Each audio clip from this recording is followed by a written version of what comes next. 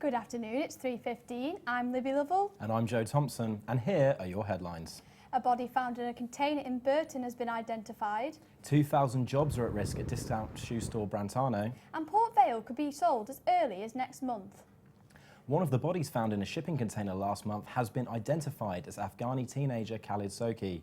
Another body found at the same time is yet to be identified by police. Specialist shoe retailer Brantano has announced that it's entering administration. This comes just 4 months after it was brought out to save the business. Jack Nichols went to find out the sole cause of this issue. Everyone needs a pair of shoes for getting out and about, but it seems the public isn't visiting one particular store for their footwear needs. Brantano has announced it's entering administration, despite efforts from firm Altieri investors to save the company 4 months ago. The discount shoe retailer was reportedly in a much worse state than initially feared, and after a disappointing Christmas period for sales, today's announcement was inevitable. Brantano has around 2,000 people working at 140 stores like this one across the country. Although they're trading normally today, it's very clear that if something doesn't happen soon, their future may just be as miserable as the weather is today. But how surprising is it that Brantano is struggling to stay on its feet? I think it's a real shame, to be honest. I've used it, ever since it opened. Kids' shoes, my shoes, everybody's shoes. It's great. So yeah, I'm really sorry. Well, it's a shame because it's the only shoe department in Hanley, that you can come, if you've got children, you can come and have them measured for shoes, and it's open till 8 o'clock, which is a bonus. We do shop there, so I suppose it's another one bites the dust, really, isn't it? There are already offers to buy the company, but we'll have to wait and see if the shoes fit this time. Jack Nichols, Staffs Live. NHS managers in Staffordshire need to be more aware of the risk of not spotting breast cancer early, according to Cancer Research UK. Figures show the trust that runs Staffordshire's hospitals was among the worst in the country for breast cancer referrals. 16 houses are set to be demolished in Cobridge after a long-awaited housing development. I went to find out more. Smashed windows, rotting houses and boarded up doors. These are the scenes down Crane Street as the houses, now owned by Stoke-on-Trent City Council, wait to be sold to housing developers. The small number of families that are left will be forced to leave their homes. Many of them have lived here all of their lives.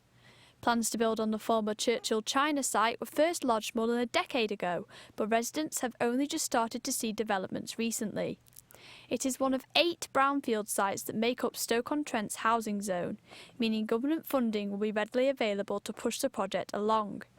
Council leaders say that around 200 new homes will be created in the area. This is Libby Lovell, Staffs Live.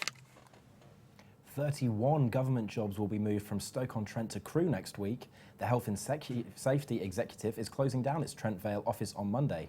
The government say it's a money-saving decision to move staff from commercially rented properties to state-owned buildings. Now over to Neve Conway for the sport. Port Vale chairman Norman Smurthwaite is confident to have sold the club by the end of February. He says he's currently speaking to 3 parties who are interested in taking over at Vale Park. Our football correspondent Max McLennan joins me. So Max, is this a good thing for Port Vale? Well, it depends how you look at it nowadays. Many Port Vale fans that I spoke to look at this quite positively. A lot of them say that steady investment is needed for them to climb up the table and hopefully reach the bright lights of the Premier League. you look at clubs like Bournemouth and Southampton who have had this similar sort of situation. It's worked out for them, but some fans always say that investment's quite a risky business and only time can tell whether it would be pulled off or not. It's somewhat fair to say that Smith-White's reign has been somewhat marred in controversy. Yeah, well, that's the least you could say, really. He banned the local paper, The Sentinel, because they reported on the lengthy delay on the third-team kit being produced. His most controversial moment probably came when appointing a manager. He turned down the chance to have previous Burton Albion manager Jimmy Floyd Hasselbank, and he was quite concerned about the racist fans at Port Vale, whether they would be concerned about his skin colour. He also was assaulted, he claims, in 2014 by 3 Port Vale fans. So, yes, it's, the least you could say it's been quite a bumpy journey for Mr Smurthwaite. Yeah, thanks, Max. And now for matters on the pitch. Vale manager Rob Page says he's not afraid to bring in new players in a bid to improve their season. The Valiants will look to climb up the league when they face fellow mid-table side Bradford City. It's been a frustrating, funny season again, really. Funny league, because Wigan have hit a bit of consistency of late. You know, you look at Burton, hard-working, honest lads. Obviously, they've got quality in their team to be where they are. They don't fluke that. Gillingham, Coventry City. You know, so we're in a position at the minute where if we can take the pressure off people like AJ and, you know, with chipping in with the goals, then it'll certainly help us climb that table, and that's the plan. I think it's always been a work in progress, and we don't want to get carried away with things. You know, we want to improve on what we did last year, and this league, this season is there for the taking. So we will give it everything we've got, and if we have to bring people in to help us do that, then we'll give it everything we've got to make sure that we give it our best to get to that top 6. Stoke City manager Mark Hughes has confirmed he's willing to rotate the squad ahead of a massive week for the club. The Potters travel to high-flying Leicester City, followed by a visit to Liverpool for a chance to secure their spot in the Capital One Cup final.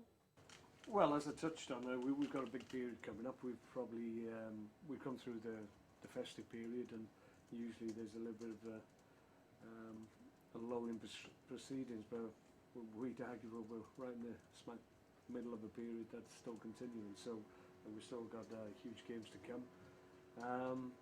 So yeah, we're going to need the squad. We've got FA Cup games as well, so obviously I've got an opportunity there to mix things up and look at things. But I think you've just got to take, it's the old cliche, you've got to take every game as it comes.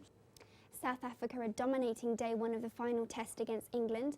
The hosts are 260 for 3, with debutant Stephen Cook unbeaten on 112. And finally, in the Australian Open tennis, there were wins for Novak Djokovic, Roger Federer and Serena Williams, who all move into the last 16.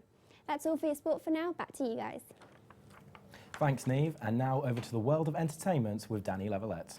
So we are rolling, so we're going to go in 5, 4, 3, 2. As you guys may have heard, the Oscars are causing quite a stir this year. Famous faces have hit out on the lack of diversity shown for the nominees at the 2016 Oscars. Spike Lee, who is an Oscar-winning director, and actor Will Smith, along with wife Jada Pinkett Smith, have all said they will not be attending next month's ceremony in protest at the reoccurrence of an all-white list of acting nominees. But Oscar nominee Charlotte Rampling has hit back at the campaign to boycott the award, the show over claims that diversity is racist to white people. This is the second year in a row where diversity issues have been raised, sparked by a list of nominees that are mostly white. Miley Cyrus and Liam Hemsworth are engaged again. The couple split 2 years ago but were seen together in Australia for New Year's Eve last month, which sparked rumours the romance was back on. And for once, it looks like those rumours were true. Let's hope they actually make it down the aisle this time.